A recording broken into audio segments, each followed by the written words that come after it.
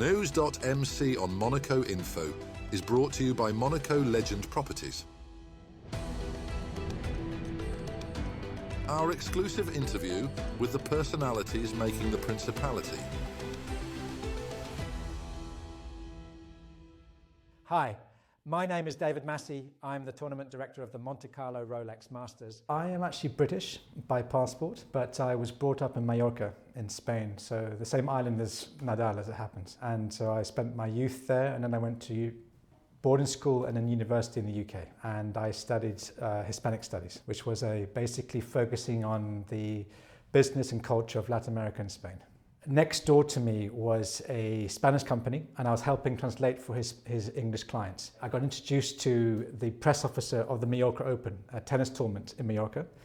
This was in 1999, and so I worked at that tournament, and I encountered the ATP Tour. They came to the tournament, as they always do, for the competition, and I met the ATP there. And they said, when you finish your studies, please consider joining the ATP, which I did. And so I had a 20-year career at the ATP Tour in different departments, always based in Monaco. And after that, I was given the choice or the opportunity to join the Rolex Monte-Carlo Masters and work for that tournament, which I've been doing so since October 2021. I traveled a lot. It was actually roughly 30 times a year to many European tournaments, and then meetings around the world. My role was linked between the tournaments and the board of directors. That was my role in management at the ATP. I agreed to do the job without ever visiting. And there was one person leaving the ATP. I took his position in the office and his apartment and all of his furniture. And so it was quite a coincidence that I had never been to Monaco before that, but I love the idea. It's similar to Mallorca, where we're in the Mediterranean coast. The weather is delightful year round, and so I immediately felt at home here. And as a little anecdote, when I moved here, I met my wife within the first 2 weeks. Since been married and 3 kids, so it moved very fast. ATP has a Monaco-based office, which is the European headquarters. And I knew that working for the ATP meant working in Monaco, and I was really, really excited by that. And when I first arrived here, I arrived here right at the end of 2001. There was still the French franc for about 3 days, and then it moved on to the euro. And I remember that moment when I was clueless about the currency, and then it moved into the euro, and I was able to understand better the currency at that point. But I was more familiar, well, with the British pound, but also with the Spanish peseta as well. Being brought up in Mallorca, I had the Spanish peseta for a long time. So it was, the French franc for me was completely new. It goes back some time now. So yeah, it's been 23 years now. So the Rolex Monte-Carlo Masters is the oldest clay court tournament in the world, even older than Roland Garros because of the surface. The venue was built in 1928. That's the Monte Carlo Country Club. Before that, it was actually in another club in Monaco. But it is, again, it's got a lot of history there. You have the chance to walk down the gallery where we have all the winners, the champions of the tournament. It's amazing to see that, because you see from the very first edition in 1897 all the way through to 2024, it's quite incredible to see that long list of champions and some really big champions over the past. In our case, it's very competitive because we have a smaller draw. We have a 56 draw that says 56 players, very intense from the very first round because the opponents are all ranked within the top 50 in the world. So it's extremely difficult to win the tournament. If you take a Grand Slam, for instance, like Roland Garros, you can encounter in the first round players which are ranked 120 in the world, and so it can be quite an easy first round. In Monaco, when you play your first round, you have to be at the best of your game, or you can lose that. If I go back to the recent history of Rafael Nadal, an amazing champion, to think that he won the tournament 11 times, 12 with a doubles title. It's an incredible feat because already just to play the tournament 11 times is a big deal, and he won it 11 times, again the 12th title with the doubles. So a really amazing champion on clay, and against some of the very best players in the world, like Roger Federer played the final, Novak Djokovic. Djokovic won the tournament already twice, but a lot of competition there with the best players of an amazing era, and it just shows you that what it means to win this tournament. We've been working, every year we work to improve the tournament, and this year in the off-season, what I call the off-season for me, which is the time between the events, we have been focusing on how we can improve and expand our player area. And so one of our biggest, I would say, evolution of the tournament in recent history we are privatizing the Monte Carlo Beach hotel and the deck, the restaurant, the Monte Carlo Beach Club. So that will be quite a massive increase in our footprint, where we're going to deliver a very exclusive and premium experience for the players. It will become the player village. We were missing that square meters for the players, and we found it with this most amazing collaboration with the SBM. So we're really happy with that. And so the competition court, which is the third court, so we've got Cour Régnatoire, Cour des Princes, and then David Massey will be our third court. And that will also be a revamped court. The presentation will be slightly adapted. And one thing to bear in mind is that you can always buy tickets on the day of. So every day we release tickets to the tournament. They're limited amount of tickets, but we always keep a little bit of tickets available per day. We would encourage those who wish to attend the tournament to go and look what's available on the day of. Early in the morning, we will be opening gates at 9:30, so it's important to arrive before that and maybe have a chance to see the tournament. Otherwise, unfortunately, we're very much likely to be sold out, but we always have some tickets on the day of. In terms of capacity, I think we're at our limit. So, we don't want to have more people on site. Maybe if we had more days, but for the moment, we're very happy with a 9-day event. Where we see the future is mainly more in quality. So we're aiming to just constantly improve the reception of our fans, of our players, of the media, how to receive them in the best possible conditions. So there are several areas that we're looking to invest in and making sure that we have just the best facilities possible for the tournament. And so that's a long-term project, many different projects. A big focus of our president, Melanie David Massey. She is driving the investments into the venue. And so we're working together to say, where can we possibly invest for the future? But there's a long list of different projects that are in the pipeline for that, and renovating the different parts of the club, expanding it as well. And so that will be all part of the future that will be discussed in due time.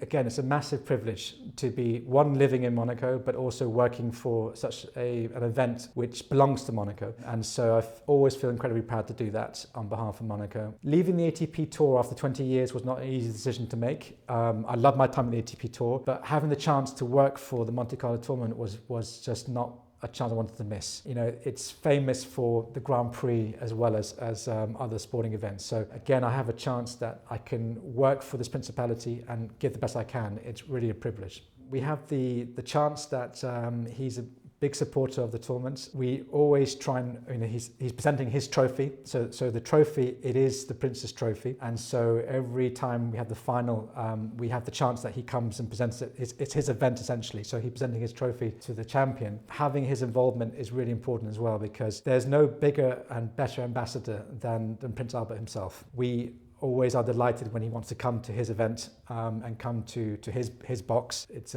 just a great opportunity to see him attend the event, and it's one of those things where having the opportunity to prepare an event which where the Prince carve out time in his very busy schedule to attend, I think again reminds me of what a privilege it is to work at this event.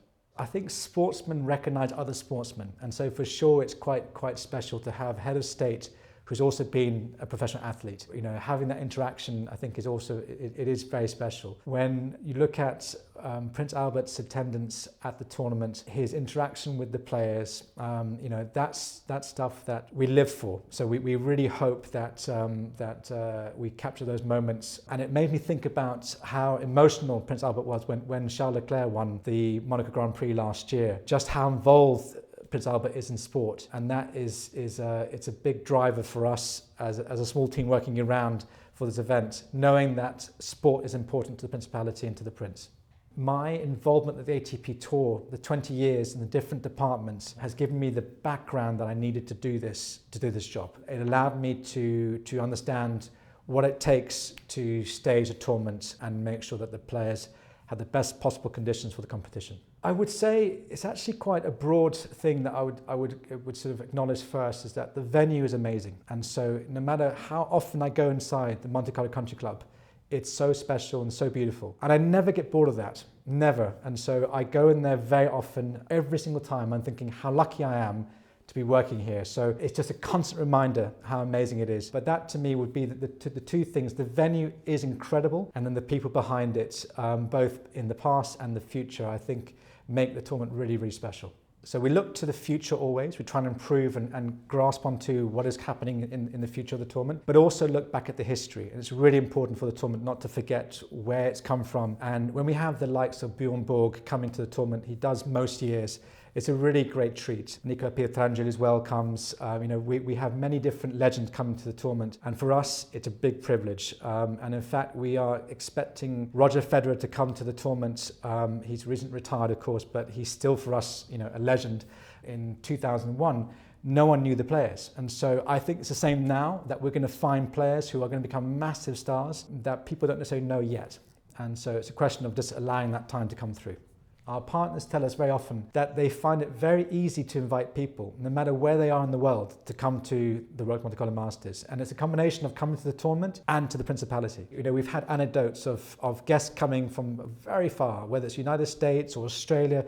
They come to the tournament and they absolutely love it here. But we are, very lucky with that amazing location, with the weather, with some great catering partners. And our partners, receive a lot of guests, and they receive them in some of the best conditions possible in sport. I would say it must be one of the best invitations that our partners are able to offer across many, many events of the year, but it really stands out as one of the very best on tour. A lot of players are actually resident in Monaco year round, and they love it here. Just like other sports with Formula One drivers, there's many different sports where cyclists are here.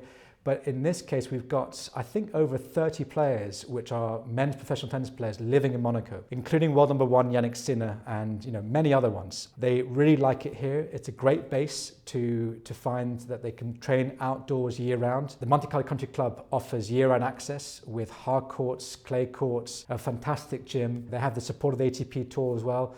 And so they find themselves in a great place geographically. They can go anywhere in the world quite easily. And as you say, it's one of those areas where people can really relax and they can enjoy the Principality. They are excited to leave the hard courts. They would have just played a month in the US on hard courts, and they arrive in clay in Europe, and they are excited for the clay court season ahead of them. So it's like a chance to refresh and start again on a different surface. All the players are very keen to get here, to arrive early and practice. So we find a lot of players arriving very, very early for the tournament. We can encourage fans to come to Monte Carlo Country Club in the days before the tournament to see some of the players practicing as well. It certainly is one of the best, one of the most important capitals in sport. If you look around the different things, like the basketball team is one of the best, the football team is doing very well. If you look at the number one cyclist in the world is based here. The Formula One drivers are here, whether it's Verstappen, all of them are essentially here. So it's a huge center of sport. And again, in terms of tennis,